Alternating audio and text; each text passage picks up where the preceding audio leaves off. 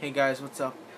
It is September 11th, 2011, the 10-year anniversary of the September 11th, 2001 attacks on America, the World Trade Center, the Pentagon, and Flight 93 in Pennsylvania.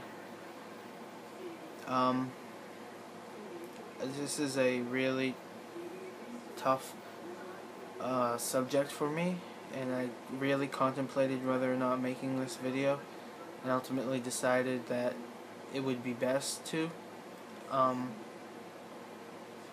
First off, I just want to say to all the people who lost their lives, all the family members who lost husbands, fathers, sons, daughters, mothers, sisters, friends, anyone in this horrific day, I'm sorry, and may their souls, may they rest in peace. It's a really sad day, but it's also a day that we need to remember them. Remember those who died were heroes. The firemen, the regular civilians who just happened to work in the World Trade Center, who were going floor to floor, helping people who couldn't help themselves get down there, not looking out for their own benefit, but trying to help others. We need to remember that. I'm 17 years old, so I was only 7 years old when the attack happened. I remember sitting in class vividly. I vividly remember this day. I was 7 years old, sitting in. My teacher's name was Miss Keo. I was in second grade. I was sitting in class, and we were reading it was story time or something. We were reading a book, and I think the vice principal came in and said, "You have a phone call." So she went out of the room, and someone else came in and watched us or whatever, read the story.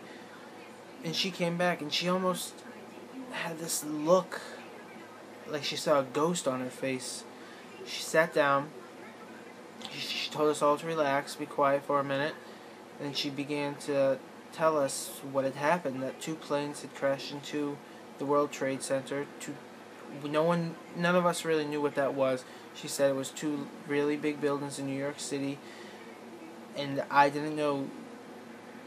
At that age, I didn't know what the World Trade Center was or any sort of how big of an effect this would have. So I thought it was just nothing, but you could see it in the teacher's eyes and everyone that whole day that something was wrong, something wasn't right, that something had happened. I remember getting out of school and my mom waiting there. It was weird. None of the parents really said anything. They just wanted to get the kids out of there. I went home with my mom, and she explained what happened, and that whole day I have this vivid memory of laying in my mom and dad's bedroom, as my mom was ironing clothes, and we had Fox or CNN on, and they were just replaying the images, and I kept asking her, "Mom, are you sure nothing's going to happen in Boston? I'm really scared." And I had a yellow baseball bat in my hand, and I was just playing with it.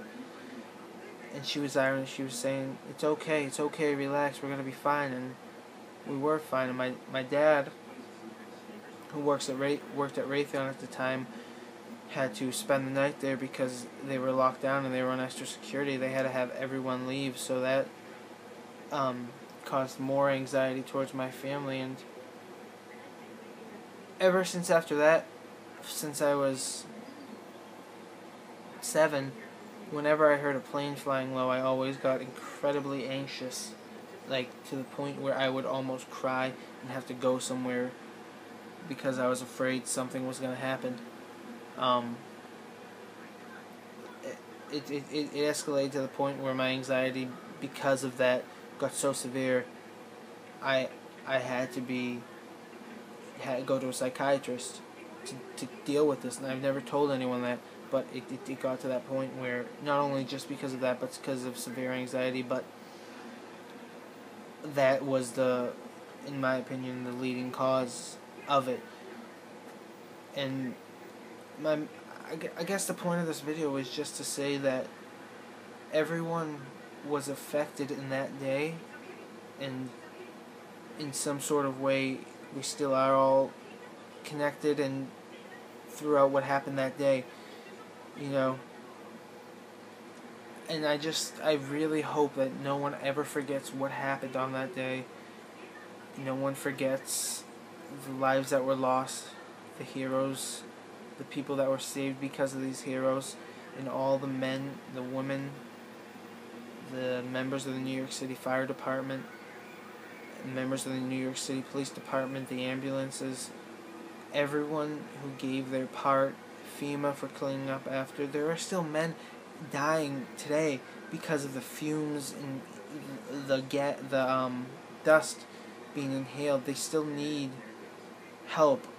Like, it's not over. People are still dying from these attacks today, and I just pray that I don't see how, like, anyone can perceive that this is what God wanted them to do, to kill thousands of innocent people. It really upsets me, and I just pray that those people, may they rest in peace, and the heroes who saved hundreds of lives traveling floor to floor on, not worried about their own lives, but more concerned about the well-being of other people. I can't even imagine that. I can't even comprehend being in a tower that you know is going to collapse any minute, and you're more concerned about someone else's life than your own. That's what a hero is. That's what separates a normal person from a hero. A superhero isn't someone who wears a cape or goes around flying or shoots webs out of his hands. It's someone who puts another person's well-being ahead of them, even if it's putting themselves in danger. And that's just the point I'm trying to get across, is to never forget what happened on that day. As long as we remember, their memory will live on, and the heroes of that day should always be remembered for as long as life goes on, because it was such a tragic day. But through that tragedy, there were heroes born, and to all the almost 3,000 people who died, may their souls rest in peace. And that's about it. Thanks, guys. And thank you to all the heroes of 9/11 who saved hundreds, if not thousands and thousands of lives.